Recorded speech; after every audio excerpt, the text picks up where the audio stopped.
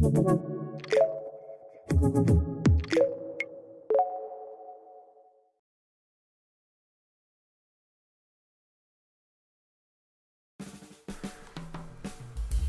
traders, Jason G here with Responsible Day Trading. Today we're looking at the S&P 500 and this is your Monday weekly rundown.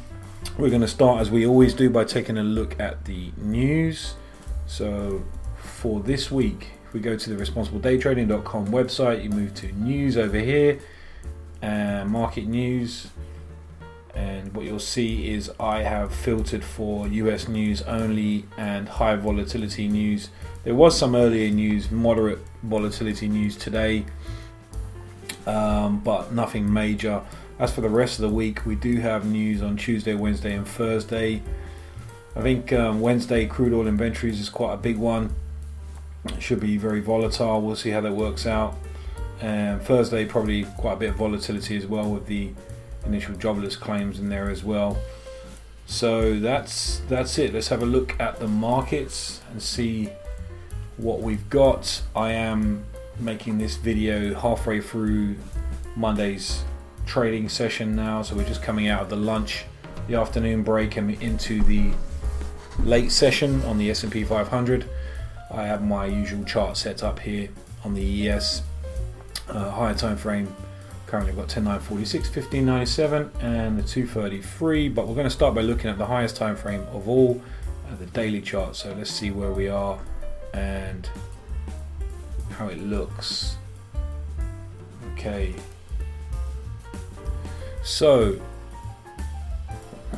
what you see here is a daily chart. So every bar you see is 1 day on the market. As I say, this is the S&P 500 daily chart. I've been tracking this trend channel to the downside for almost a year really. It's been going. You can see sort of significant pivots of support and resistance, dynamic support and resistance. So we have the 50% line there. What's happening the last week or so, we did bounce off of this lower part of the range, put in a big strong reversal, flag reversal bar there, and then moved our way up to the 50% line, broke through it. Couldn't really decide if we were going to hold or not, and now we're attempting, we broke back in again to the lower part of the range, and now we're attempting to push on up through that area. If you look at the MACDs, that whole move to the outside was a really strong move in terms of what the MACDs were showing here. We stayed on the outside of the Bollinger Bands the whole time, and we had some good distance between the BBs indicating strength. Not sure how this is going to play out. Now we have crossed the zero line, so in theory we should be looking for longs, and we are just sort of peaking above this 50% line. That's it's not a line that I would necessarily really hold a lot of weight to what I'm looking at, but it does help to frame this trend channel to the downside. If you look at the EMAs, they've got that sort of, we like to call it like a guppy belly effect, so you see that previously we've had that belly effect, and whenever you see that sort of belly effect, even there, price likes to push straight through the EMAs, and it did attempt to do that, didn't do too good a job of that really. So here's maybe another attempt at that, similar to what's going on here previously, maybe, not sure. So we'll see. Right now we potentially could be finding some support on that zero line and pushing up, but we really need to see how strong that push looks in terms of what the MACDs and price is doing. If it starts to show signs of weakness, maybe overruns, we can start getting overrun like that on the BBs from the Bollinger Band, or one like that, a really bright color change maybe, then it could well fail and just push back down again. Keeping in mind that the general bias for the last year has been lower lows and lower highs, so this is really what you've got to keep in mind when you're making up your mind way the market's going to go. But as day traders, we can profit in both directions, so not problem for us, whichever way it wants to go. Just it's always better to be on the right side of the actual sentiment in the market, for better risk reward really. But myself, I like to trade in both directions. So let's have a quick look at the next time frame I want to look at is the 10-9-46. So on this one, so you can see that market open, if I just drop a little line in there, it was around about there today, something like that. We did have this lower part of this sideways range, if you can really consider that. We scale in a bit here, you can see where we are previously on the hard left. We're in this zone here. And we put in some quite previously significant support and resistance, and we've retested that again, right? Bounced off of it a couple times. Yeah, this is a sort of key area of resistance. We have broken through it before, so resistance turned into support over here. As you can see, bounced off it once, found a bottom, put it in basically a triple bottom here on this 10-9-46. Bounced off of it again as resistance, and now we are in the live market environment now for the second half of the session.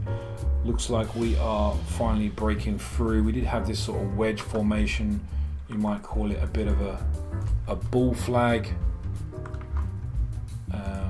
It's kind of a wedge formation, compression of price really squeezing up here, and then eventually just snapping out. In terms of what the MACDs are doing, on this initial move to the upside over here, we broke straight for the zero line, and we found a really good bit of support on that zero line, but cut through it once, came back again, and now we're stretching out to the outside of these Bollinger Bands and looking to move to the next area. Now the next area is where I've marked out on this line here, so we're looking at a potential area where we could, intermediate area, probably the more significant area is right here.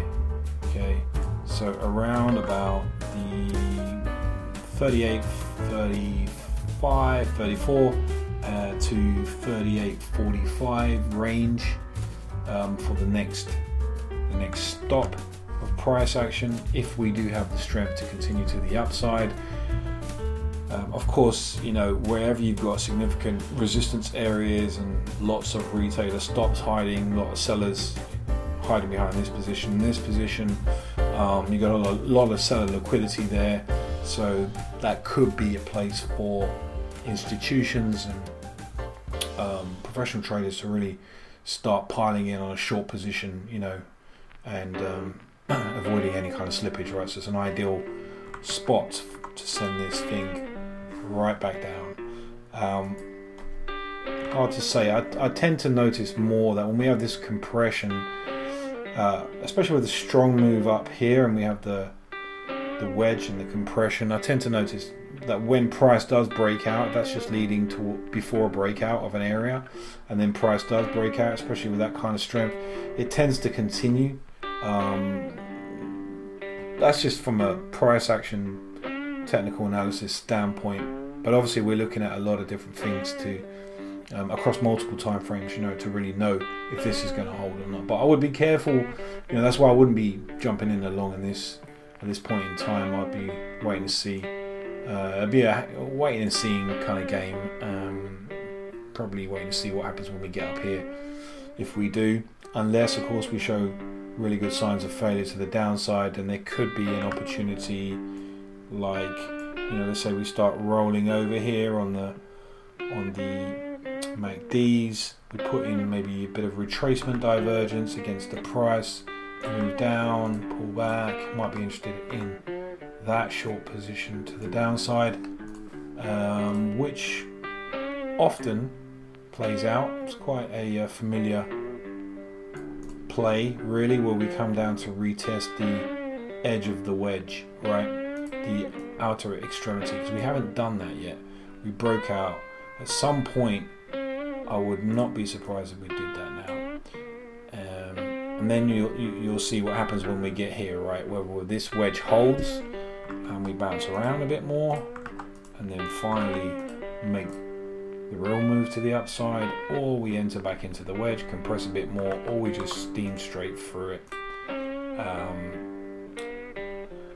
Look out for that possibility. The MACDs are really going to help you understand if that is what the play is going to be, by sort of expert analysis of the MACDs, and with divergence and retracement divergence, you'll be able to know whether you should be looking for a short or not.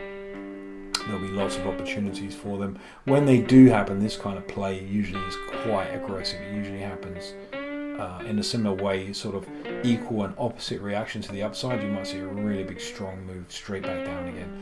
If that doesn't happen, let me just clear this away, and this area does hold, which is a fairly significant area, right? It's quite a strong area in terms of resistance.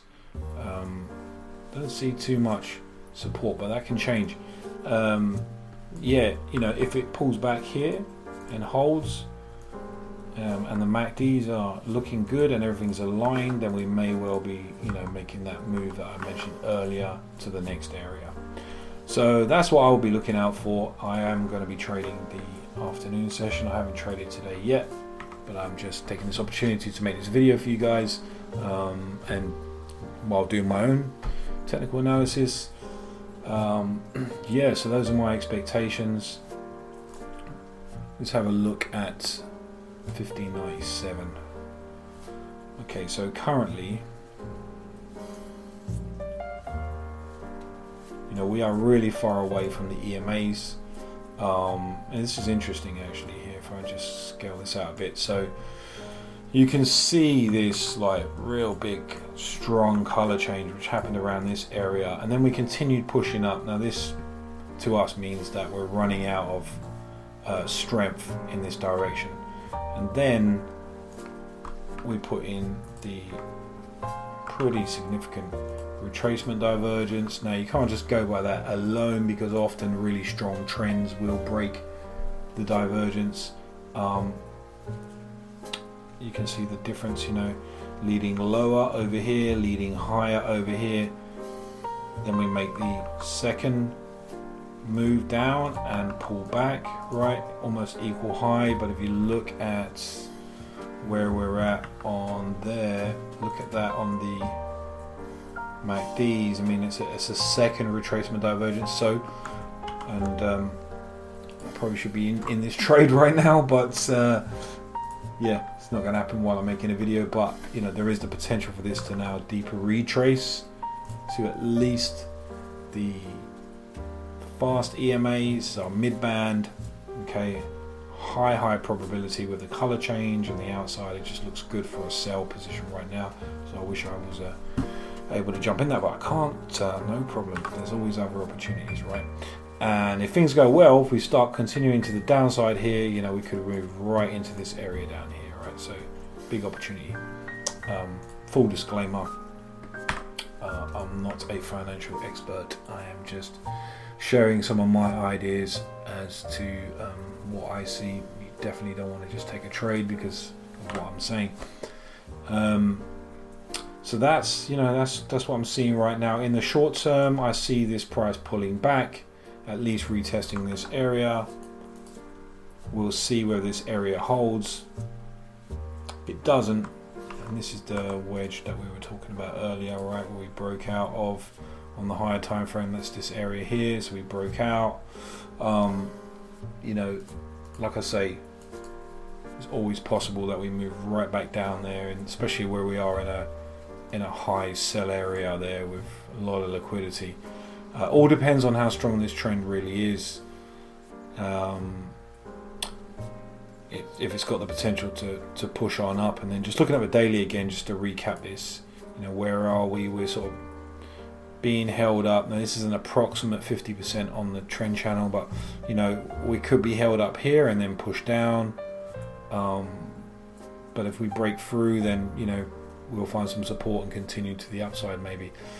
That's what's been happening, for the last good few months now. So runs and retraces all the way down, making lower lows and lower highs. So keep that in mind. Yeah, that's it for me, guys. So that's the Monday weekly rundown. Hope you've enjoyed it. Hope there's some useful information there for you. Keep an eye on the news events coming up during the week. If you're not someone that's experienced with trading news events, then you just definitely want to be aware of that when that's happening, and just stay outside of the market. Don't be in an open position at that time. 15 minutes before, sit on the sidelines. Once the big news is out and you see the volatility, price will calm down 15-20 minutes after, and then maybe you can get involved with it after. So just be careful of that, as always. Hope you enjoyed the video, guys. If you have any questions or you want to leave a comment, feel free. Don't forget to like it and subscribe. I'm Jason G with Responsible Day Trading. Have a great week. See you soon.